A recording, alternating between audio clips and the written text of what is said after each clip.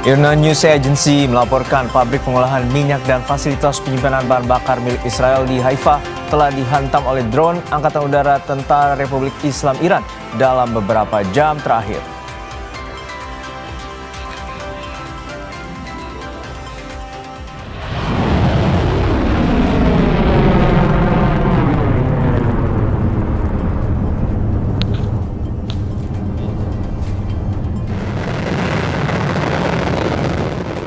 Peluncur rudal diserang Amerika Serikat dan Israel. Iran membalas dengan menunjukkan video peluncuran rudal.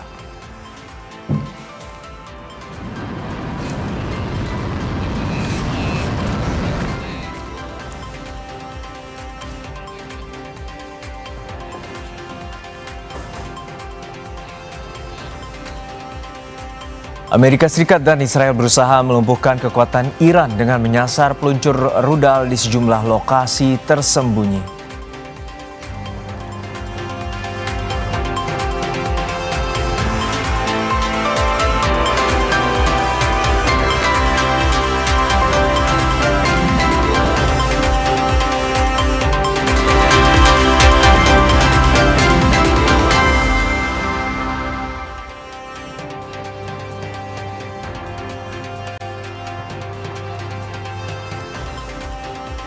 Halo selamat sore saudara, apa kabar Anda hari ini? Kompas Petang akan kami hadirkan dengan sejumlah informasi. Bersama saya Cynthia Rompas. Dan saya Harjuno Pramudito, kita jelang Kompas Petang selengkapnya jadi Kompas TV, independen terpercaya.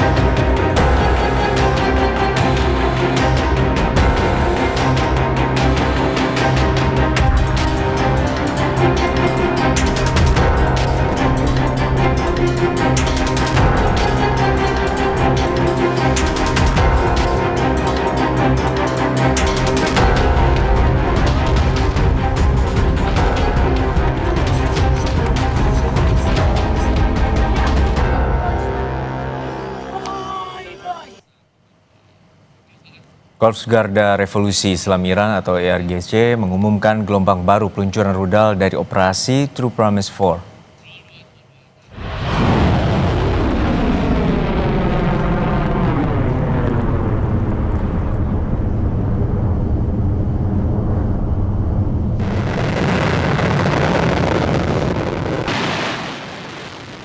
Kami kutip dari media Iran, Press TV menyebut Korps Garda Revolusi Islam Iran meluncurkan rudal balasan terhadap sasaran target vital dan strategis Amerika Serikat dan Zionis Israel.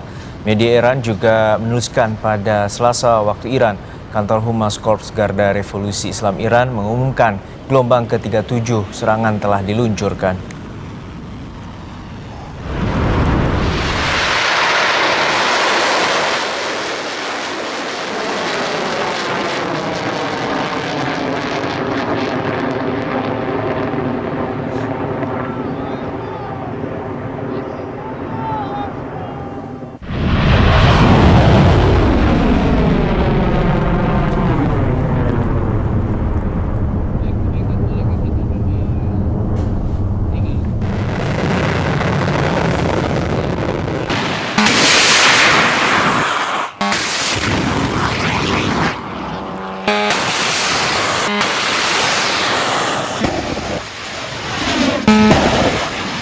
Sementara media Iran lainnya, IRNA News Agency melaporkan pabrik pengolahan minyak dan fasilitas penyimpanan bahan bakar Israel di Haifa telah dihantam oleh drone Angkatan Udara Tentara Republik Islam Iran dalam beberapa jam terakhir.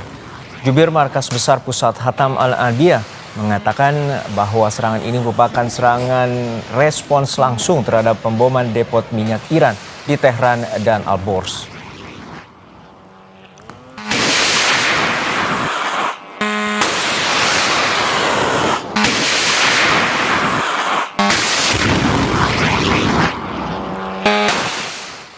دلیرمردان نیروی هوایی ارتش جمهوری اسلامی ایران در پاسخ به تهاجم علیه انبارهای نفت با پهپادهای انهدامی، پالایشگاه نفت، گاز و مخازن سوخت رژیم صهیونیستی در حیفا را مورد هجوم قرار دادند.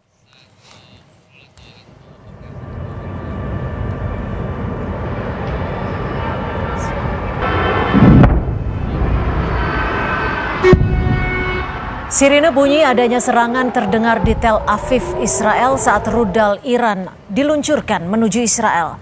Tidak ada laporan kerusakan atau korban akibat serangan ini.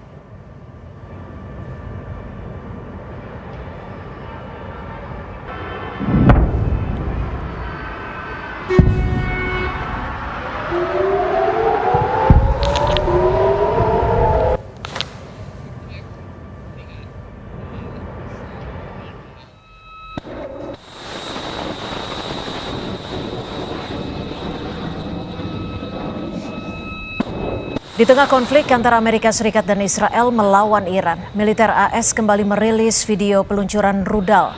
Militer Amerika Serikat meluncurkan dan merekam video peluncuran misil dari kapal perusak USS Frank Patterson Jr. saat sedang berlayar di Laut Arab. Sebelumnya, Presiden Amerika Serikat Donald Trump mengancam akan meningkatkan perang dengan Iran jika negara tersebut memblokir pengiriman minyak dari Timur Tengah.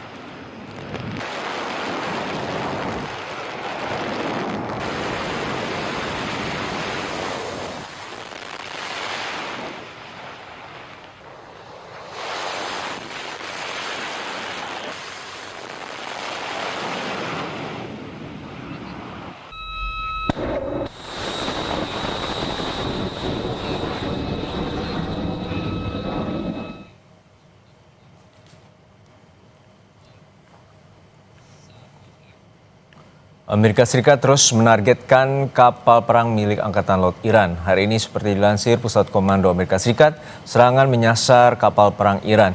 Rekaman tidak mengungkap lokasi serangan. Dalam pernyataannya, Amerika Serikat menyatakan serangan untuk mencegah kapal perang Iran mengganggu pelayaran internasional. Presiden Donald Trump mengatakan bahwa lebih dari 50 kapal Angkatan Laut Iran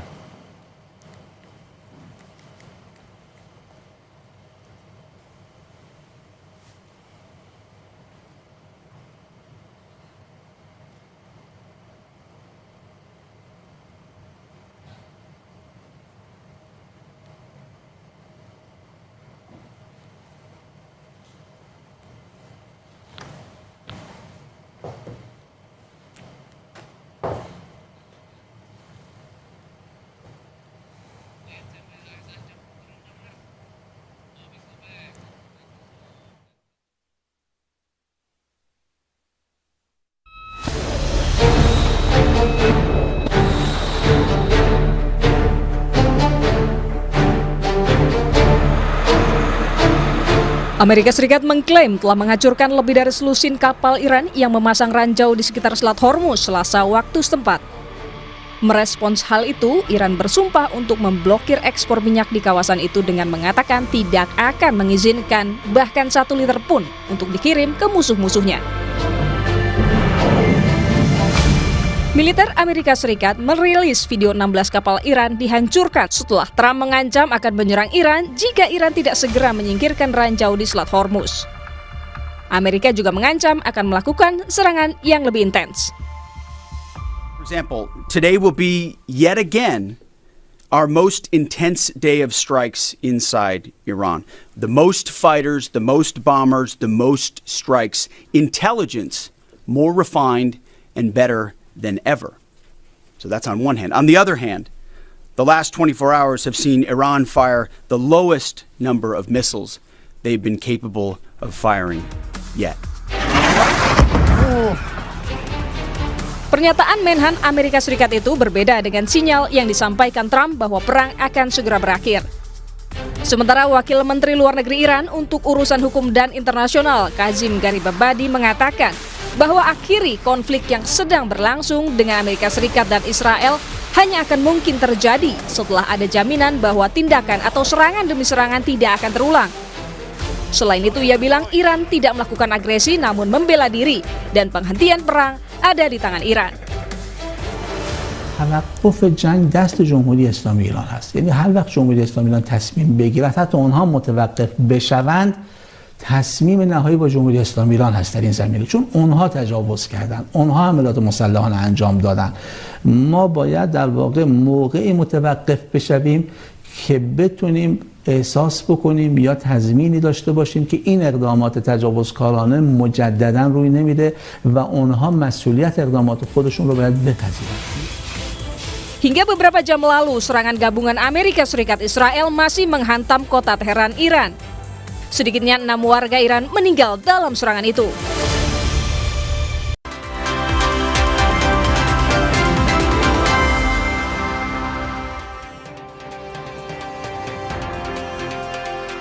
Saudara, dampak serangan udara Amerika Serikat dan Israel di ibu kota Iran, Teheran, menimbulkan sejumlah kerusakan dan korban jiwa. راکت اصابت کرده و دقیقاً وسط خیابونه. Kerusakan terlihat dari lapangan Resalah Teheran pasca serangan udara lanjutan ke ibu kota Iran. Dari video rekaman organisasi kemanusiaan Bulan Sabit Merah menunjukkan ada 6 jenazah korban yang dievakuasi pasca serangan ke Teheran. Serangan gabungan Amerika Serikat Israel telah menewaskan setidaknya 1.230 orang di Iran sejak perang dimulai pada akhir Februari, menurut para pejabat.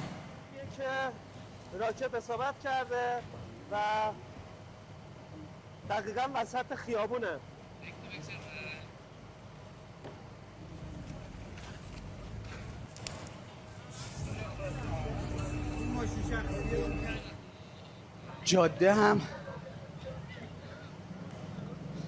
خودرو عبوری بوده که پیکر هنوز داخلش هست. هنوز پیکر داخلش هست، خارج نشده.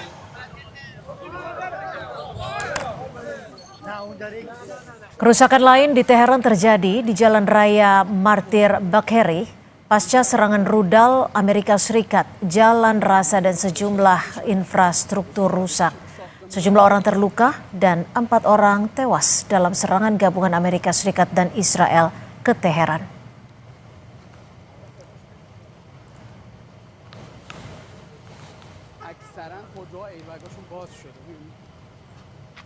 شما اینجا کدوم ماشین بودین؟ چی شد دقیقاً؟ میرفتیم یه دفعه من نفهمیدم یه موجی اومد گرفت دیگه، ما رو هم گرفت. اینجا اتوبان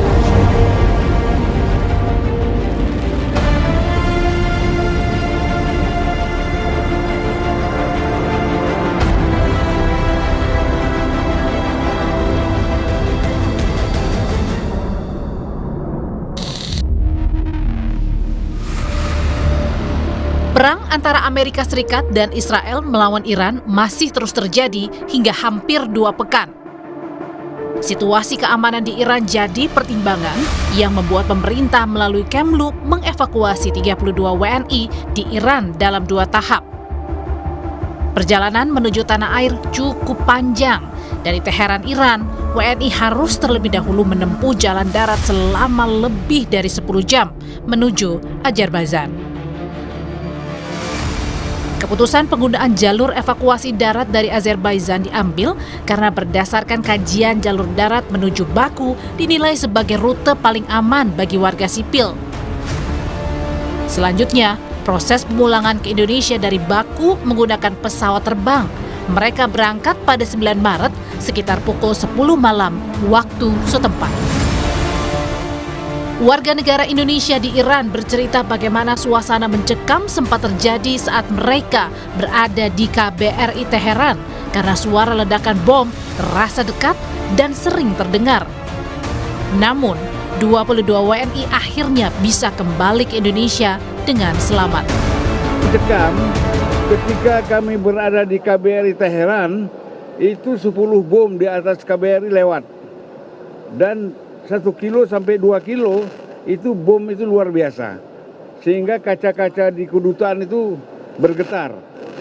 Kami menuju basement sebenarnya, tapi kata dubes sementara nggak usah dulu. Nah, subuh kami baru berangkat, sekitar 9 jam sampai ke perbatasan Iran dengan Azerbaijan. Pemerintah terus memonitor perkembangan keamanan di Timur Tengah sampai saat ini untuk memastikan keselamatan WNI. Tim Liputan, Kompas TV.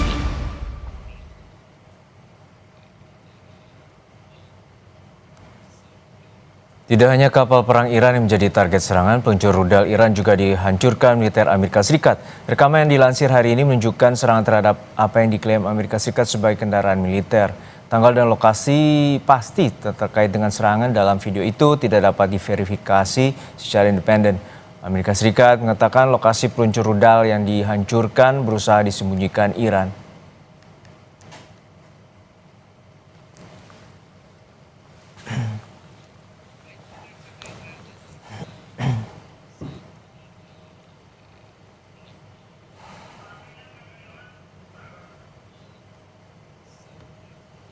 Selain Amerika Serikat, Israel juga menyasar peluncur rudal yang dimiliki Iran. Dalam video yang dirilis kemarin, militer Israel tidak menyebut lokasi dan waktu serangan. Serangan Israel tampak menyasar peluncur rudal Iran yang di tengah bergerak di jalan.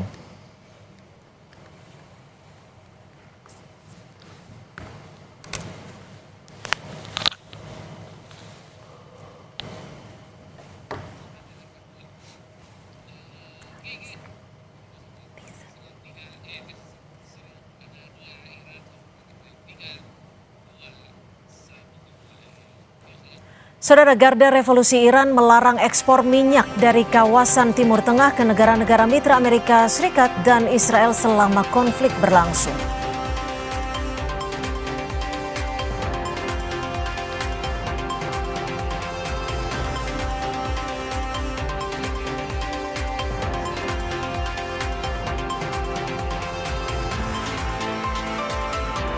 Sejumlah tempat pengisian BBM di Hanoi, Vietnam dipadati pembeli setelah harga BBM mengalami kenaikan signifikan.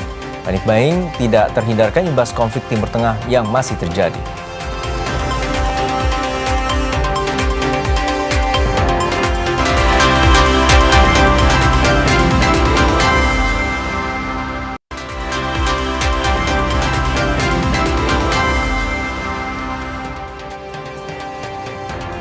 Kembali di Kompas Petang, Saudara. Garda Revolusi Iran melarang ekspor minyak dari kawasan Timur Tengah ke negara-negara mitra Amerika Serikat dan Israel selama konflik berlangsung. Sejak serangan 28 Februari lalu lintas pelayaran di Selat Hormuz juga terganggu. Padahal Selat Hormuz adalah jalur terpenting distribusi minyak dari kawasan Teluk Persia ke sejumlah negara di dunia dan kini Iran mengancam akan melarang ekspor minyak.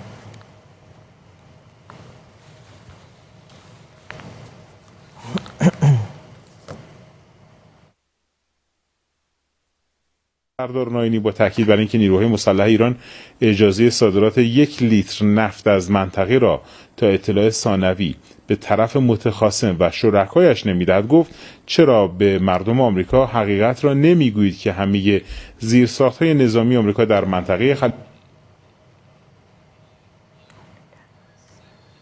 Sementara itu, pengisian bahan bakar minyak di Hanoi, Vietnam dipadati pembeli setelah harga BBM mengalami kenaikan signifikan. Panic buying tidak terhindarkan imbas konflik Timur Tengah yang tengah terjadi. Antrian sepeda motor dan mobil terjadi di sejumlah tempat pengisian BBM di Hanoi. Sebagian SPBU tutup akibat kehabisan pasokan. Harga BBM di Hanoi mengalami kenaikan dalam beberapa hari terakhir, yakni menjadi 29.120 dong Vietnam per liter atau sekitar Rp18.713 per liternya. Setidaknya ada 7 SPBU di Hanoi telah membatasi penjualan di tengah kekurangan pasokan BBM. Dilansir FPTN, Perdana Menteri Vietnam Pham Minh Chinh telah menghubungi rekannya di Kuwait, Qatar, dan UAE untuk mengamankan pasokan BBM tambahan. Pemerintah Vietnam juga mengimbau penerapan pengaturan kerja dari rumah untuk menghemat pasokan BBM di negara Vietnam.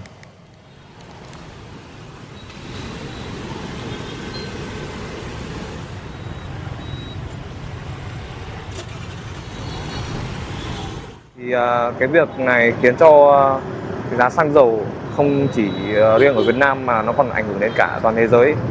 Thì đây là lần đầu tiên mà mình phải xếp hàng đổ xăng lâu như thế này. Mình đứng đây từ lúc 6:30 và bây giờ như hơn 7 giờ rồi mà vẫn chưa được đổ. Thì mình mong muốn là đợt này trong cây xăng này mình được đổ đầy bình, không như một số.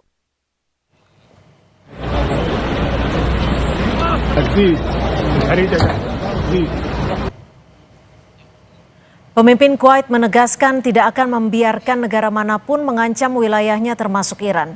Pemerintah Kuwait akan mengambil tindakan yang diperlukan untuk menjamin keamanan warganya. Emir Kuwait Sheikh Mishal menyatakan tidak akan menoleransi pihak manapun yang mengancam keamanan wilayahnya, termasuk menyerang gedung pemerintahan dan bandara di Kuwait.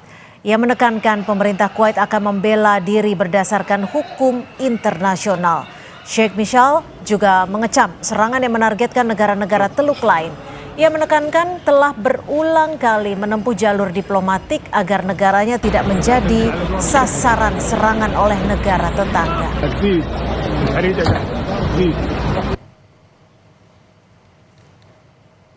لقد تعرضت دولتنا لاعتداء غاشم من دولة جارة مسلمة نعدها صديقة، على الرغم من أننا لم نسمح باستخدام أراضينا أو أجوائنا أو سواحلنا في أي عمل عسكري ضدها، وأبلغناها بذلك مرارا عبر قنواتنا الدبلوماسية. Saya merasa gembira bahwa Iran sekarang telah mempunyai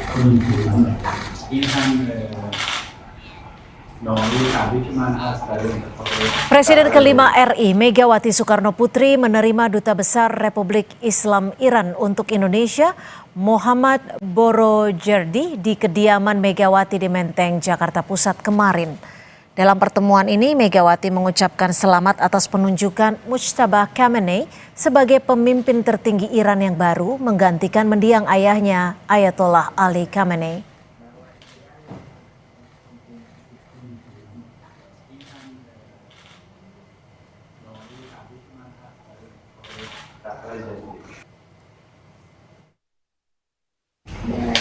Ini adalah surat kerja saya, merasa gembira bahwa Iran sekarang telah mempunyai ya, ini menunjukkan bahwa saya punya hubungan persahabatan dengan almarhum. Panglima TNI Jenderal Agus Subianto menegaskan pemberlakuan status siaga 1 untuk menguji kesiapan personel di lapangan. Meski begitu, mantan Menko Polhukam Mahfud MD menyebut masyarakat berhak mendapatkan penjelasan terkait status siaga 1 bagi seluruh jajaran TNI.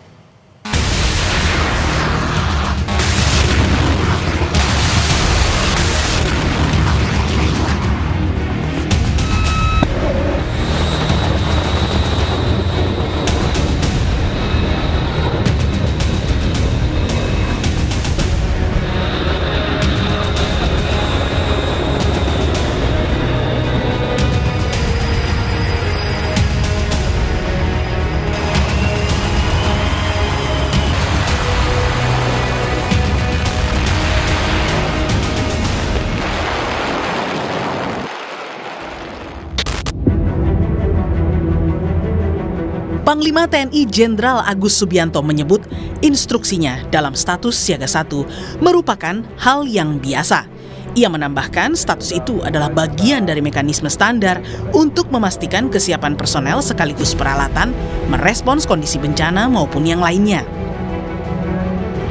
Namun, saat ditanya apakah penetapan status siaga 1 berkolerasi dengan perang di Timur Tengah, Panglima tidak menjawab. Nah sekarang Indonesia statusnya siaga 1 Pak? Ya kita menguji kesiapsiagaan personel dan material. Jadi hal yang biasa. Bukan karena adanya eskalasi konflik di Timur Tengah berarti? Oke, terima kasih ya. Ramai konvoy kendaraan taktis di Monas itu dikaitkan dengan status ya itu menguji kesiapsiagaan personel dengan materialnya. Misalnya dari wilayah-wilayah itu ke wilayah Jakarta itu berapa menit kita hitung gitu kan, apabila terjadi sesuatu di Jakarta kan bisa cepat digerakkan. 1 Brigade Korps Marinir Jauh Speva Meski Panglima TNI menyebut status siaga 1 sebagai hal yang biasa, mantan Menko Polhukam Mahfud MD justru menilai alasan pemberlakuan harus dijelaskan kepada publik agar tidak menimbulkan kekhawatiran. Mahfud juga membandingkan demonstrasi besar di era Presiden Jokowi, ia dan jajarannya tak sampai menerapkan status siaga 2 untuk personel TNI. Ini kalau belum ada 2-nya sudah 1, ini kan kita tidak tahu alasannya, kan tidak diumumkan karena apa gitu. Kalau alasannya misalnya, wah ini mau ada demo besar-besaran gitu, masa sampai biasa siaga 1? Waktu zaman saya Menko Polhukam kan beberapa kali tuh demo besar-besaran, beberapa kali. Tapi enggak sampai siaga 2 aja enggak. Kalau perlu diumumkan tuh kewajiban konstitusional. Rakyat Indonesia berhak mendapat informasi yang sejelas-jelasnya, kan ada tuh di pasal 18F kan, sudah ada itu. Mendapat informasi, menyampaikan informasi, menganalisis gitu. Nah, kecuali ada sesuatu yang akan membahayakan, karena informasi itu ada yang dirahasiakan dulu, ada yang langsung dibukakan. Itu presiden lah yang tahu. Sebelumnya, polemik penerapan status siaga 1 oleh Panglima juga dipertanyakan urgensinya oleh Ketua DPR Puan Maharani. Puan mengaku DPR tengah meminta masukan dari berbagai kalangan untuk menguji penetapan siaga 1 TNI tidak bertentangan dengan konstitusi.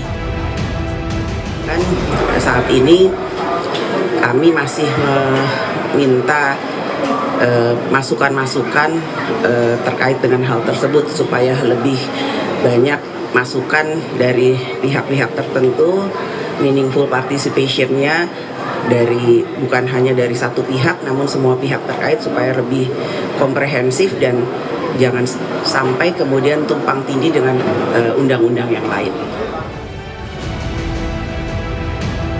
Sebelumnya, pada 1 Maret lalu, Panglima TNI Jenderal Agus Subianto menetapkan status siaga 1 melalui telegram Panglima TNI nomor TR283/2026. Hal itu sebagai respons atas meningkatnya ketegangan di kawasan Timur Tengah usai Amerika bersama Israel melancarkan serangan ke Iran. Tim Liputan Kompas TV.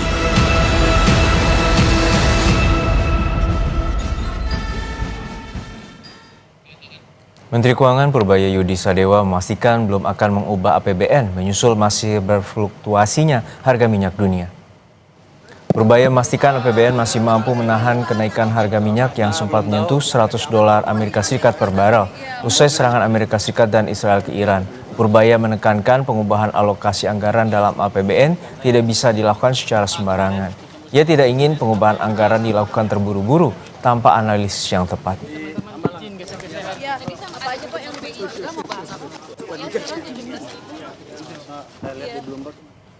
Oh, kita memastikan pertumbuhan ekonomi bagus, uang di sistem cukup, dan BI mungkin monitor keadaan nilai tukar seperti apa. Jadi kerjasama yang erat antara pemerintah dengan BI perlu untuk menjaga nilai tukar. Dan kalau kompak seperti ini, nggak terlalu sulit mengendalikan gejolak pasar dunia. Nggak bisa sekarang ini besok berubah lagi, sekarang ini besok berubah lagi. Capek lah gue kerjanya rubah-rubah anggaran terus. Jadi kita pastikan seperti apa gerakannya. Setelah pasti baru kita adjust semuanya. Sebulan itu waktu yang cukup berarti Pak? Saya pikir cukup, sekarang ini berubah-ubah kan. Terkait cadangan BBM nasional di tengah perang, pemerintah mengimbau masyarakat tidak melakukan panic buying BBM. Menteri ESDM Bahlil Lahadalia menegaskan stok BBM nasional masih dalam kondisi aman. Menurutnya, cadangan BBM nasional saat ini masih mencukupi dan distribusi terus berjalan. Selain itu, Bahlil menegaskan pasokan energi Indonesia tidak hanya bergantung pada kawasan Timur Tengah.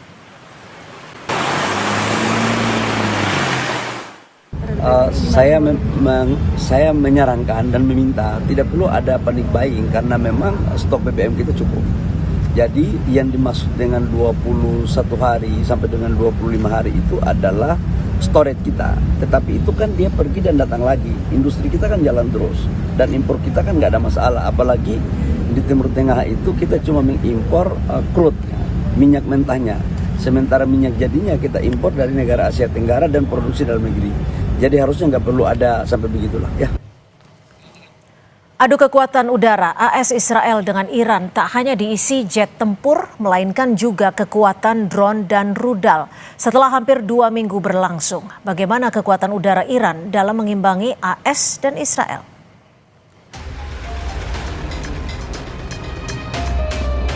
Gelombang serangan rudal dan drone Iran dalam operasi True Promise 4 terus berjalan dengan target Israel dan sejumlah pangkalan militer Amerika di Timur Tengah. Salah satunya adalah gelombang serangan rudal ke-29 yang dilakukan tak lama setelah Majelis Pakar memilih Mojtaba Khamenei sebagai pemimpin tertinggi yang baru. Juru bicara Garda Revolusi Iran, Mohammad Naini menyebut mereka siap untuk berperang skala besar dan penuh selama 6 bulan. Pasukan elit Iran telah menargetkan lebih dari 200 lokasi yang terkait dengan pangkalan dan fasilitas Amerika Serikat dan Israel di Timur Tengah. توانمند ما مقتدر جمهوری اسلامی حداقل برای یک جنگ تمام عیار 6 ماهه پر شدت با همین ریتم فعلی آمادگی کامل دارند. Tidak hanya rudal, persenjataan Iran juga mengandalkan serangan drone. Drone andalan Iran yang paling ikonik saat ini adalah Shahid 136. Drone ini didesain untuk serangan satu arah. Drone juga sulit dideteksi radar karena ukurannya dan mampu terbang ratusan kilometer menghantam target dengan hulu ledak sekitar 40 hingga 50 kg.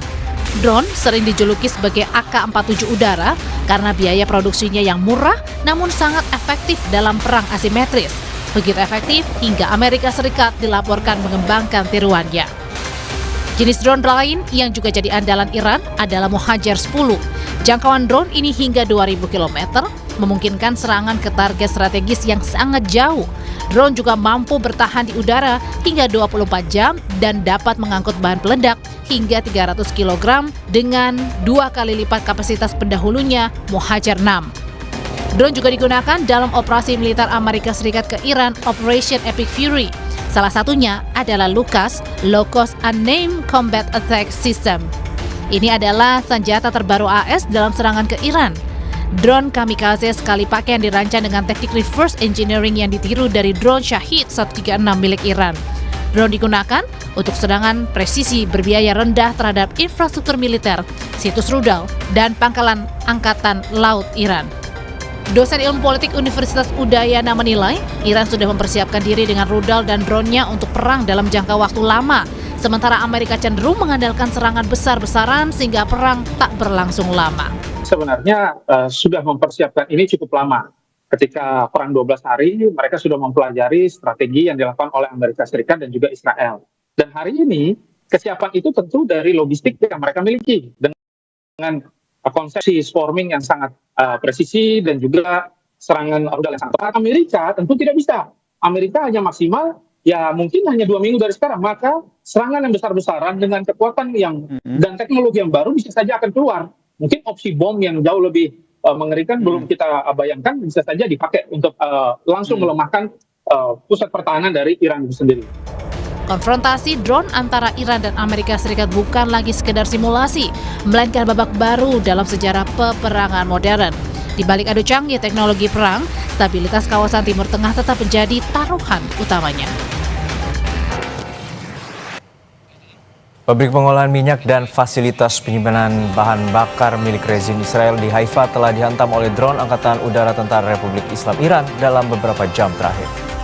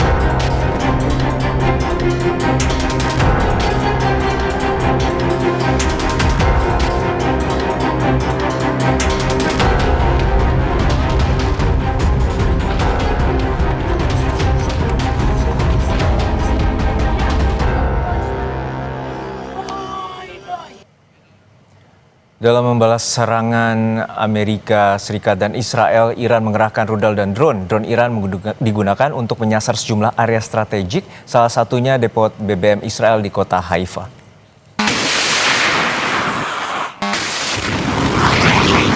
IRNA News Agency melaporkan kawasan pengolahan minyak dan fasilitas penyimpanan bahan bakar milik rezim Israel di Haifa telah dihantam oleh drone Angkatan Udara Tentara Republik Islam Iran dalam beberapa jam terakhir. Serangan dengan drone juga pernah diluncurkan Iran dan sejumlah negara Teluk usai serangan Israel yang terjadi pada 28 Februari yang menewaskan Ayatollah Ali Khamenei.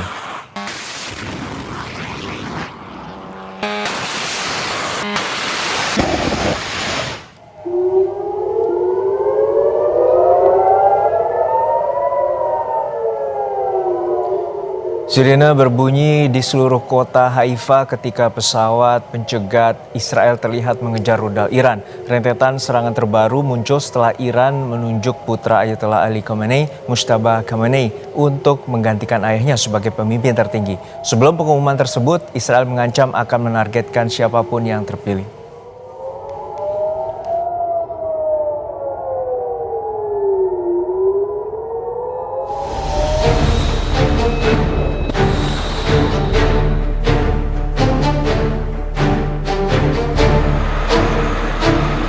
Amerika Serikat mengklaim telah menghancurkan lebih dari selusin kapal Iran yang memasang ranjau di sekitar Selat Hormuz Selasa waktu setempat.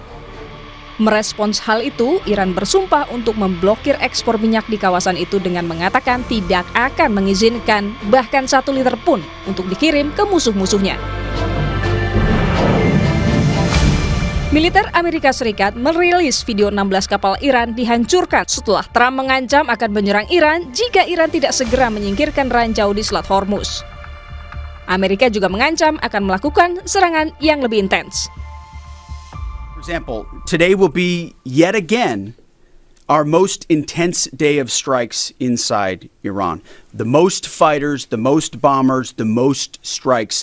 Intelligence more refined and better than ever.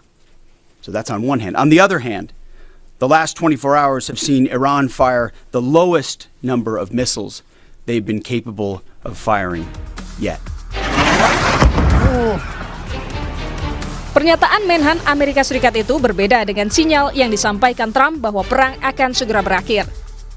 Sementara Wakil Menteri Luar Negeri Iran untuk urusan hukum dan internasional, Kazim Garibabadi, mengatakan bahwa akhiri konflik yang sedang berlangsung dengan Amerika Serikat dan Israel hanya akan mungkin terjadi setelah ada jaminan bahwa tindakan atau serangan demi serangan tidak akan terulang.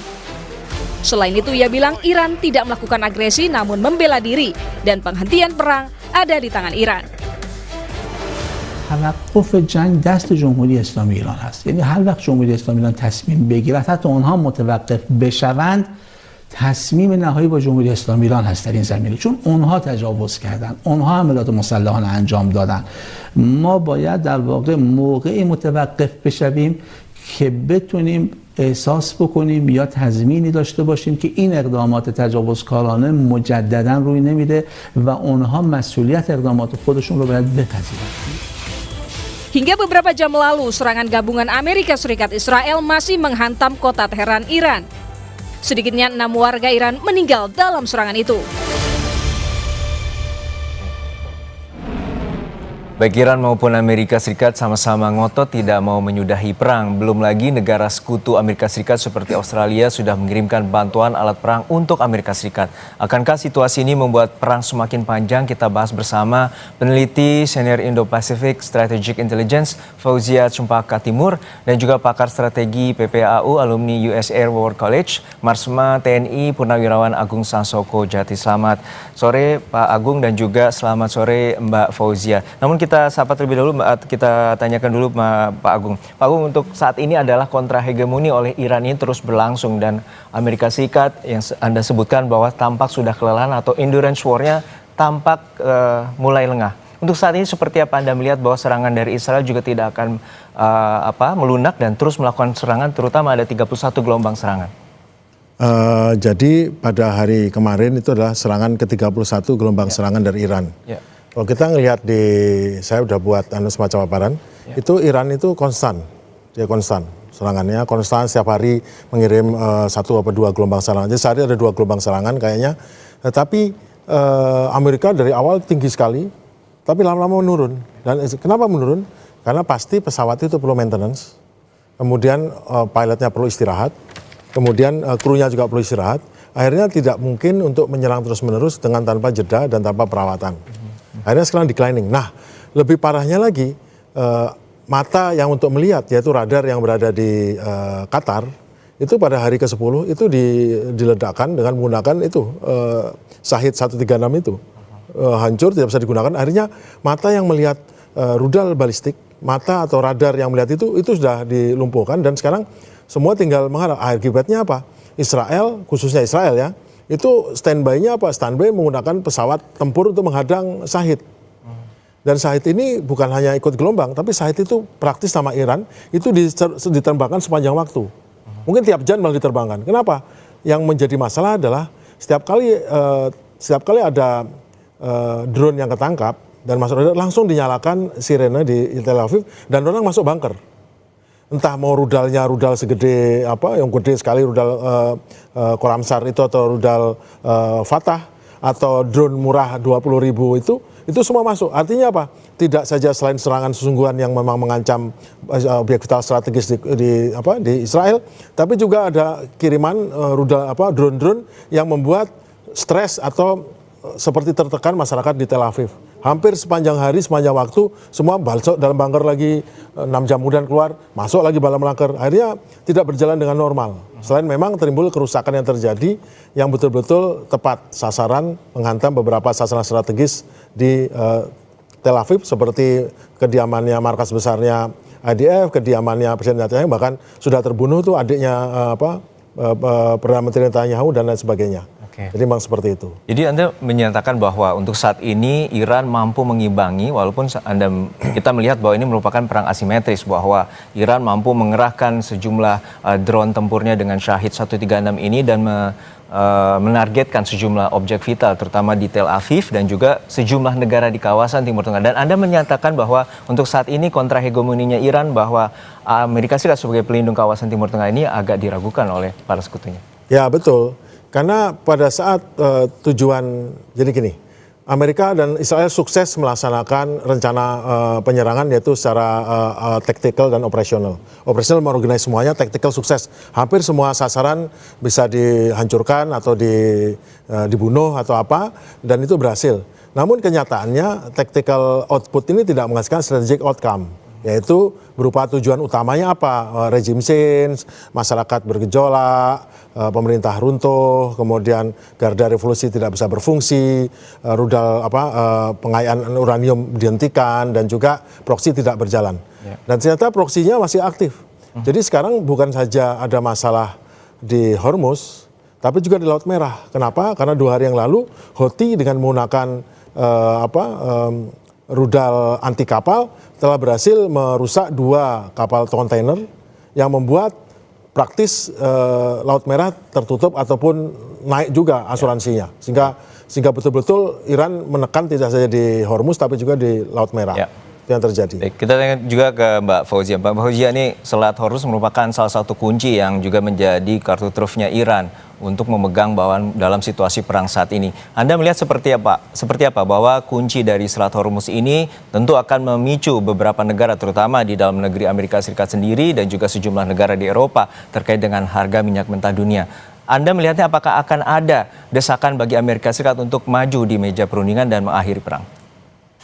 Baik. Terima kasih Mas Herjuno. Jadi kalau misalnya kita lihat dukungan, ada 2 aspek yang bisa kita lihat. Yang pertama dukungan secara internal yang terjadi di Amerika Serikat. Nah, saat ini peta opini publik yang terjadi di Amerika Serikat ini mayoritas sudah menolak dan menentang terhadap serangan Iran, terlebih ketika saat ini per 11 Maret ini sudah banyak media mainstream Amerika Serikat yang menyatakan bahwa jumlah penolakan ini lebih di atas 50%. Bahkan di Reuters hari ini menyebutkan bahwa penolakan ini sampai di angka 75%. Begitu. Namun yang kita harus lihat adalah bagaimana dukungan yang ada di internal atau domestik Amerika Serikat ini juga membagi antara partisan Republikan dengan Demokrat, di mana Republikan ini sebagian besar menyetujui hingga sekitar 79%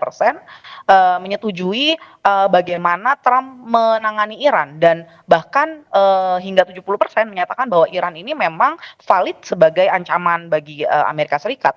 Namun kalau kita lihat hanya sekitar sekitar 18% angka tertingginya dari Demokrat yang mendukung aksi militer terhadap Iran ini. Nah, namun kalau kita lihat ada dua faktor yang menurut saya tidak akan bertahan terhadap dukungan Republikan ini, karena pertama kita lihat bagaimana korban-korban prajurit yang sudah dirilis informasinya oleh Department of War ini menunjukkan penurunan atau erosinya dukungan dari Republikan dengan akibat jumlah pasukan yang semakin bertambah, korban pasukan dari Amerika Serikat yang bertambah. Nah, yang kedua juga adanya pertimbangan yang tadi disampaikan oleh Mas Herjuno bahwa lonjakan harga BBM ini sudah tidak lagi juga menjadi problemnya negara-negara lain saja, tapi juga terlebih Amerika Serikat sendiri ini mempertimbangkan harga BBM yang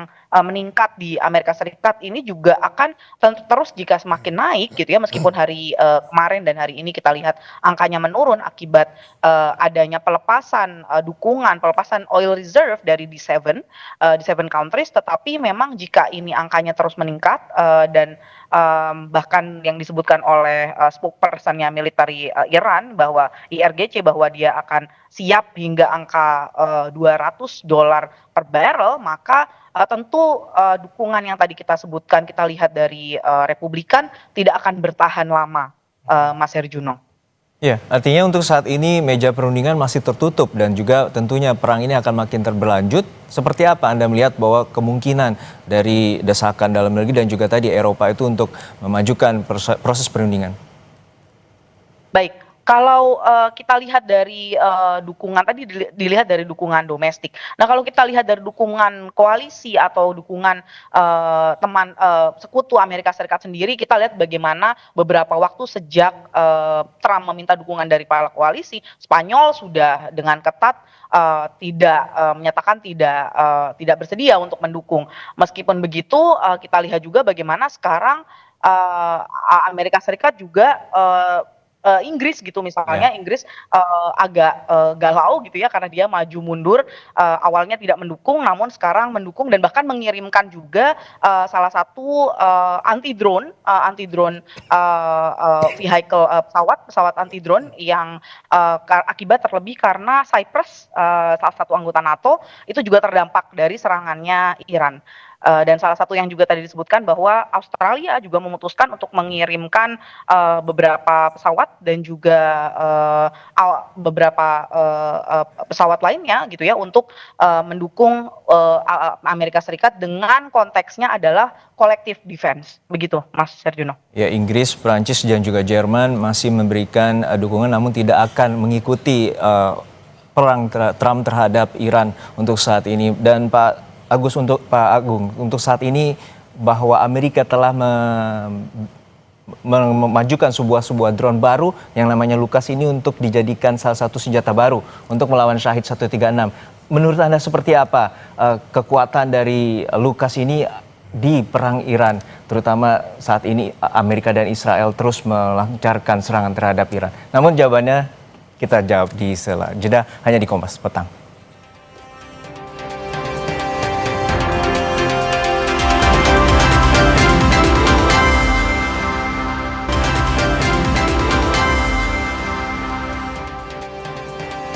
Anda masih menyaksikan Kompas Petang terkait dengan perang antara Amerika Serikat dengan Israel melawan Iran, dan saat ini gempuran terus terjadi di mana Iran terus membalas di mana lokasi target-target objek vital di Israel seperti di Haifa itu telah dibombardir juga oleh Iran, dan saat ini Amerika Serikat telah meluncurkan salah satu teknologi terbarunya yakni LUCAS, salah satu drone yang menjadi tandingan Shahid 136 yang diklaim salah satu drone terbaik yang dimiliki Amerika Serikat untuk menggempur wilayah Iran. Untuk membahasnya kami telah bersama dengan Agung Sangsoko Jati, pakar PAU atau alumni dari US War College Amerika Serikat. Pak Agung, untuk saat ini bahwa Amerika Serikat mengklaim telah meluncurkan sebuah drone baru bernama LUCAS yang ini juga dinyatakan sebagai tandingan Shahid 136 yang selama ini terus menyulitkan Amerika Serikat dalam peperangan antara Amerika Israel dan juga dengan Iran. Seperti apa Anda melihat bahwa LUCAS ini mampu menandingi di mana Shahid 136 yang terus membombardir wilayah Israel dan juga kawasan Timur Tengah?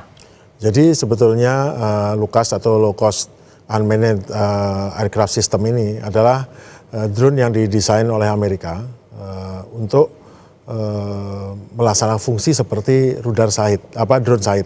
Jadi memang inilah uniknya ya, kok bisa-bisanya Amerika meniru drone yang desainnya dari Iran, yaitu Shahid 136. Bentuknya mirip. Bentuknya mirip, itu persis tiruannya. Orang Amerika bilang itu tiruannya. Kenapa? Karena ternyata drone ini berbeda dengan prinsip Amerika yang kualitas tinggi, harga mahal. Ini betul-betul murah dan betul sangat efektif. Mereka melihat sendiri bagaimana dalam perang yang 12 hari tahun lalu. Dan mereka lebih terkesan lagi atas derivatnya Shahid 136 yaitu geranium yang di Rusia dinamakan geran. Yang betapa sangat ampuhnya, yang bisa menghancurkan tank, bisa banyak tugasnya, terbang jauh, macam-macam fungsinya dan sangat sukses. Nah, LUCAS ini adalah tiruan yang dibuat Amerika, dan tentu kalau di Amerika harga lebih mahal, harganya 2,5 kali lipat. Jadi kalau Shahid 136 harga resminya 20.000, LUCAS itu disebutkan 50.000 harganya. Berarti dua kali setengah. Namun berdasarkan kemampuan, ternyata LUCAS ini kemampuannya untuk mengangkut senjata tidak sekuat daripada rudal Shahid. Dan ini LUCAS ini digunakan sekarang oleh marinir Amerika.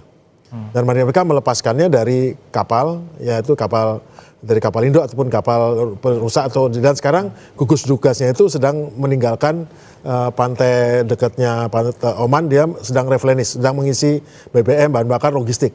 Karena sudah hampir 2 minggu, mungkin kapal induknya tidak perlu ganti bahan bakar karena dia menggunakan nuklir. Tapi kan ada pesawat yang harus dikasih bahan bakar, amunisi harus ditambah, nanti dia harus pergi menuju ke pangkalan, dan nggak mungkin. Biasanya berlabuhnya di Bahrain, tetapi Bahrain kan sudah di bawah penguasaan atau bawah pengawasan daripada Iran, jadi nggak mungkin. Nah sekarang akhirnya ini akan menimbulkan masalah bagi Amerika, yaitu tidak ada radar, karena radar di Qatar, radar yang terbaik yang bisa mengawasi rudal, balistik dan segala macam itu dihancurkan tanggal 10. Nah backupnya adalah sistem radar Aegis-nya kapal-kapal ini. Nah sekarang kapal ini pergi, berarti Amerika atau pihak Israel nggak ada. Sehingga itulah alasannya kenapa pesawat tempur F-22 yang hebat itu digunakan untuk nyanggong rudal Shahid, bayangan.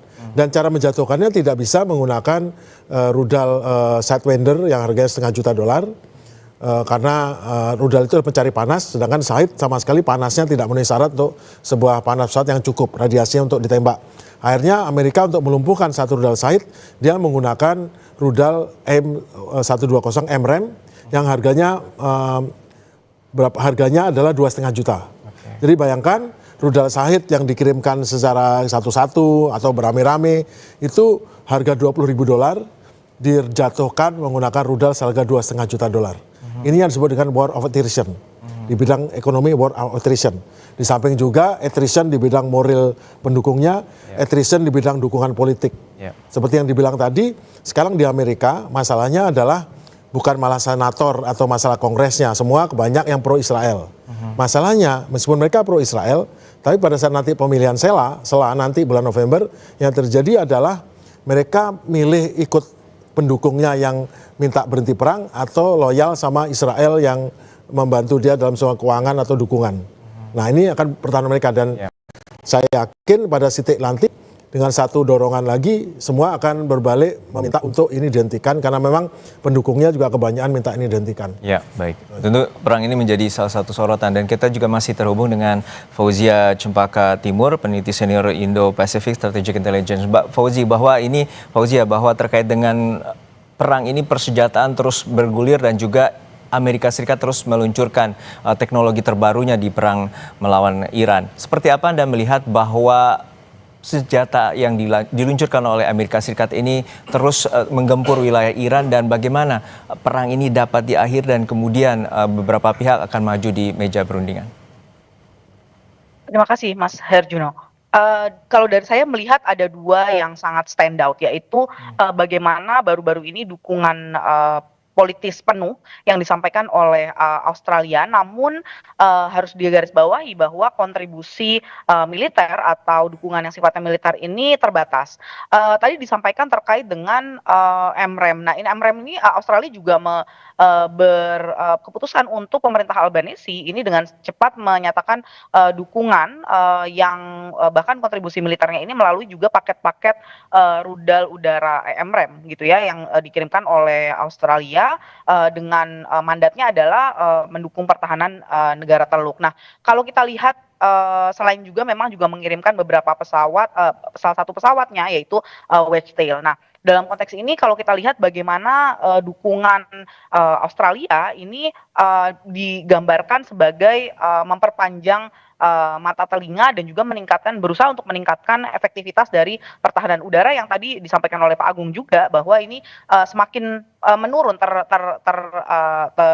erosi begitu ya. Namun jika kita mempertimbangkan tentang perundingan, kita harus ingat juga bahwa statement yang disampaikan selaras oleh dari spokesperson atau juru bicara Iran maupun Kementerian Luar Negeri Iran sampai saat ini menyatakan tidak akan membuka negosiasi begitu ya. Nah, dalam konteks ini ada kualitas koalisi yang dimiliki oleh Amerika Serikat bersama dengan negara-negara Teluk maupun negara-negara sekutu seperti tadi Australia maupun salah satunya Inggris yang menyatakan bahwa dia tidak akan aktif menyerang tetapi akan menyalakan program atau posisi defensif aktif begitu. Nah, dalam konteks ini saya rasa kohesivitas koalisi akan sangat menentukan kemana arah negosiasi selanjutnya bagi Amerika Serikat maupun Iran. Baik, untuk saat ini tentu kita masih terus menyoroti bagaimana perkembangan terkini dari perang antara Amerika Serikat dengan Israel, dengan Iran, dan tentunya kita akan terus melihat bagaimana upaya negosiasi akan terus dilakukan oleh sejumlah pihak agar perang ini dapat berakhir. Terima kasih atas analisis Anda, Bapak Marsama TNI Purnawiran Agung Sasongko Jati, alumni dari US Air Force College, dan juga Fauzia Cempaka Timur, peneliti Indo Strategic Intelligence telah bergabung bersama kami di Kompas Petang. Selamat petang. Usai jeda saudara, informasi terkini terkait dengan sirine bunyi dengan adanya serangan terdengar di Tel Aviv, Israel saat rudal Iran diluncurkan menuju Israel. Informasinya kami hadirkan usai jeda hanya di Kompas Petang.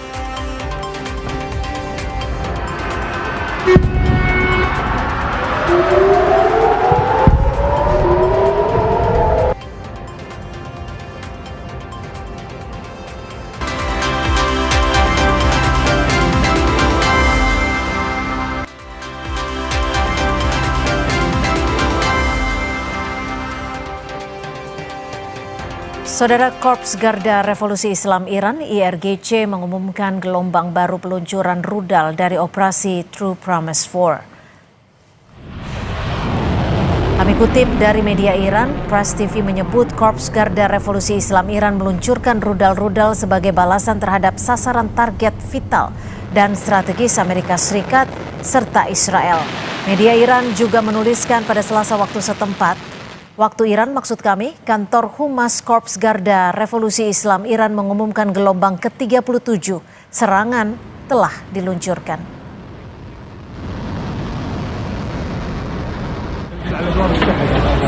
Pemimpin Kuwait menegaskan tidak akan membiarkan negara manapun mengancam wilayahnya termasuk Iran. Pemerintah Kuwait akan mengambil tindakan yang diperlukan untuk menjamin keamanan warganya. Ia menyatakan tidak akan menoleransi pihak manapun yang mengancam keamanan wilayahnya termasuk menyerang gedung pemerintahan serta bandara di Kuwait. لقد تعرضت دولتنا لاعتداء غاشم من دولة جارة مسلمة نعدها صديقة على الرغم من أننا لم نسمح باستخدام أراضينا أو أجوائنا أو سواحلنا في أي عمل عسكري ضدها وأبلغناها بذلك مرارا عبر قنواتنا الدبلوماسية. Usai jeda saudara, sirene bunyi adanya serangan terdengar di Tel Aviv, Israel saat rudal Iran diluncurkan menuju Israel.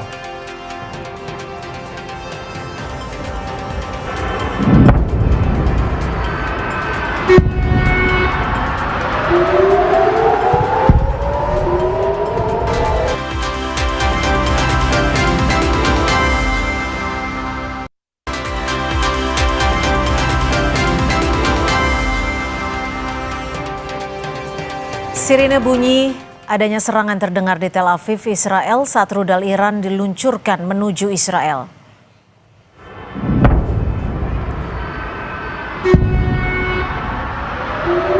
Rudal Iran kembali menembus pertahanan udara Israel. Serangan ini sempat membuat Israel mengingatkan warganya untuk berlindung di tempat aman. Otoritas Israel menyatakan tidak ada laporan kerusakan ataupun korban akibat serangan ini.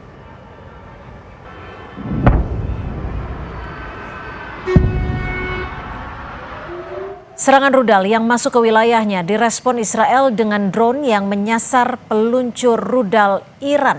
Dalam video serangan yang dirilis kemarin, militer Israel tidak menyebut lokasi dan waktu serangan. Serangan tampak menyasar peluncur rudal Iran yang tengah bergerak di jalan.